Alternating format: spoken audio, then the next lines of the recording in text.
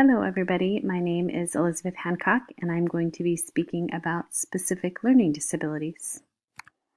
This is my fictional child. She is a girl. Her name is Madeline, and she is 5 years old.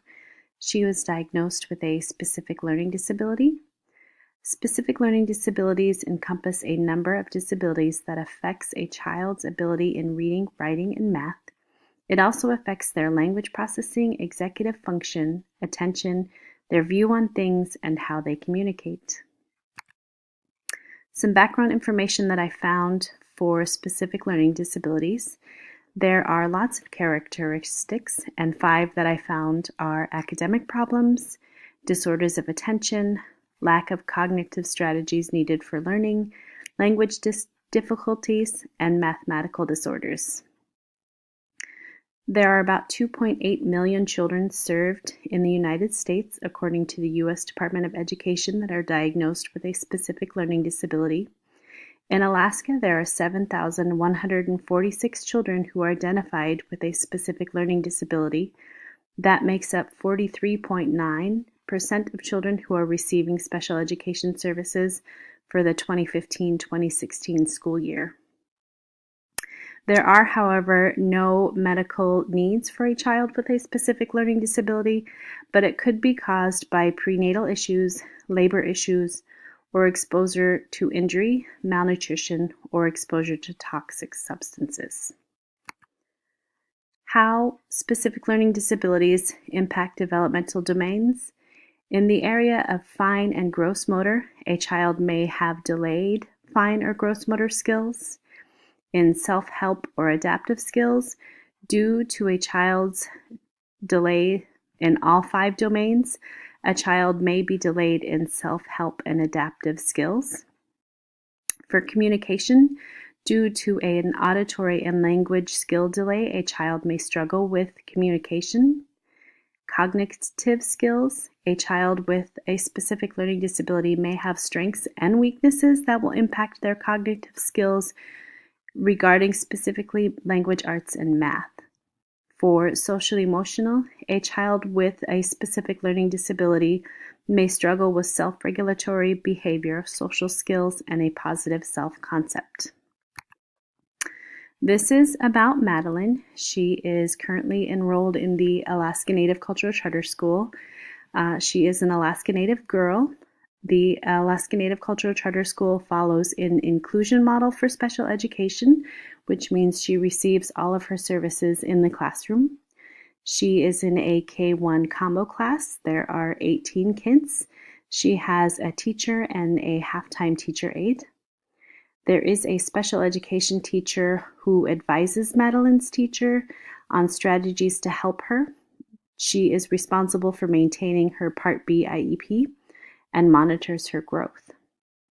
There is also a special education TA that comes in to help with language arts and math time. She also works with Madeline 3 times a week for one-on-one goal-specific intervention. There is also a Title I interventionist that comes into Madeline's classroom to help support small group time during language arts and math. Some of her strengths and her weaknesses, when you look at fine motor, those are some of her strengths. She can cut efficiently with scissors. With her self-help and adaptive, she is able to do everything that she needs to do for lunch. She doesn't make a mess. She knows where her unfinished food goes, where she dumps her milk container, and where to throw the trash away. Social emotionally, she does really well. She gets along with all of her classmates. She will ask them for clarification if she doesn't understand what they are saying or what they are doing. Cognitively, she loves story time, circle time, and instructional time. She is able to stay focused during these times. She is also persistent with a task until she completes it, but she will also ask for help when necessary. She does make real-life connections between words and their use, and she does use many descriptive words when she is talking. Some of her weaknesses cognitively, she can count to 100, but she can't write her numbers past 75. She can identify 18 out of 26 of the letters. And then for letter sounds, she can only identify 15 out of 26. She struggles with decoding CBC words, and she can write her letters, only 18 out of the 26, without a reference. She struggles with capitalization and punctuation when writing. She also struggles with proper spacing when she is writing sentences. She has trouble with addition and subtraction unless she's given manipulatives for her to work with. She also has trouble with counting forward when you start with a number that is not 0 or 10.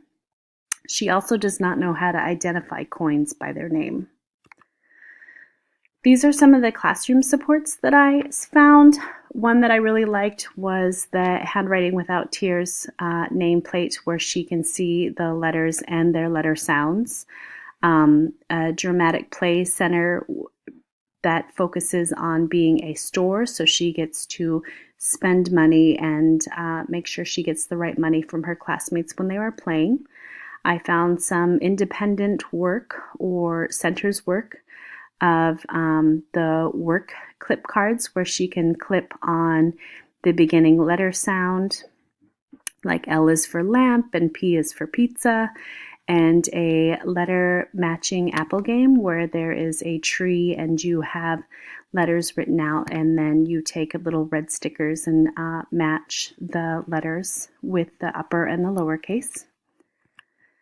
Some additional supports that I found was making sure that you have an alphabet strip up on the wall with alpha friends for sounds. Kids like songs and movements, and the alpha friends really do give them that movement. Kids will make the movement when they're trying to figure out the letter sounds. Peer learning is a big thing, especially when it's happening in an inclusion model. Pairing Madeline up with a friend who is more on grade level they will help her when they're doing small group work or just in class in general, but also pairing Madeline with somebody who needs a little bit of extra help on a skill that she's already mastered, because that's going to show that she knows how to do it and she can get there. The 100s chart with removable numbers will make it to where she can pick a number where she wants to start in any random place and then see what numbers come after that. Some supports for home. I tried to find things that would be fun for her family. These alphabet dominoes are, they go matching the letters with the letter sound, and you just keep going until you end.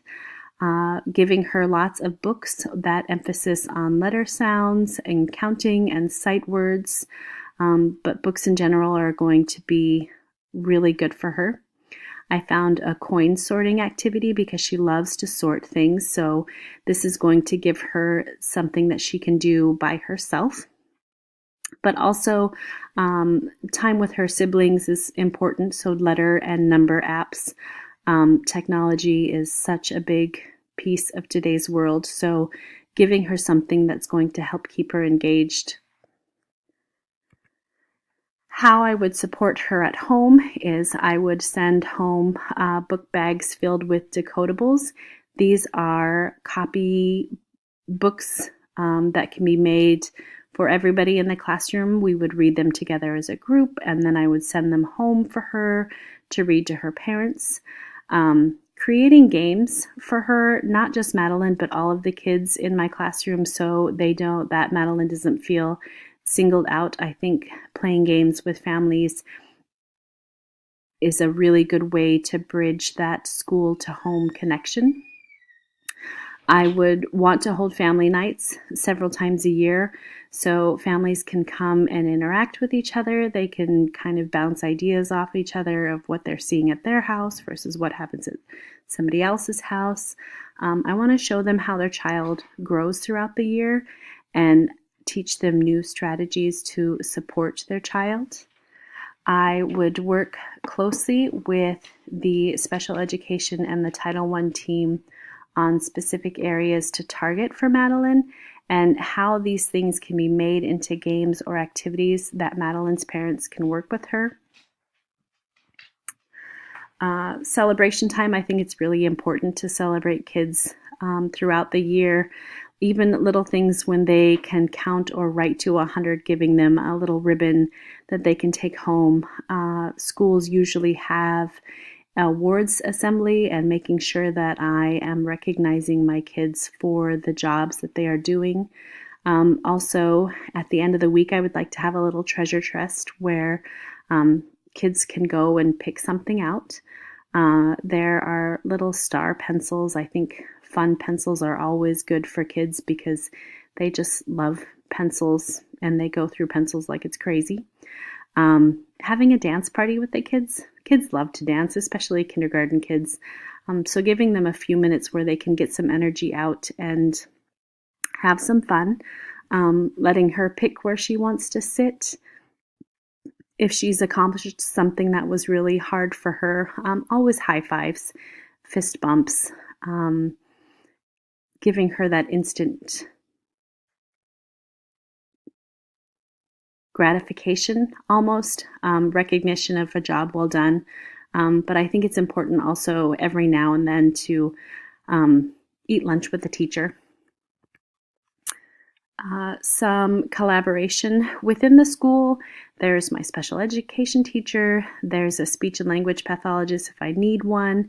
Not all schools have a reading or a math specialist, but those will be really good things. If you have one, use them. Also, a school counselor, especially when kids feel down because they're struggling with something, the counselor is going to be able to give you ideas that you didn't think of, but always remember to involve the family of the child. Some Alaska resources are the Stone Soup Group, the State of Alaska Department of Education and Early Development, the Disability Law Center, and Special Education Services Alaska. They all have really fantastic websites that have a lot of information. Talking with Ty is a speech language pathologist as well as Alaska Speech and Language Depot. Learning Disabilities Association of America is a website with disability-specific information. They have supports, advocacy, and information about current legislative news. Project Idea is a resource for teachers. They have information on classroom management, special education law, disability information, and they also have a lot of partnering with parent information. And the U.S. Department of Education Office of Special Education is another good one. These are my references. I didn't have any safety concerns with the supports that I put out, except for the coins. I would hope that Madeline wouldn't put them in her mouth. My most challenging part of this project was finding specific developmental domain impacts. My most rewarding was seeing how much of these I naturally do with my own children, just because they're fun little games to play with them. And I think that's going to make it really easy for it to transition into my classroom when I am finally teaching. I want to know more academic specific supports. And I do feel a little bit more prepared to support children with specific learning disabilities. And so that is my presentation. Thank you.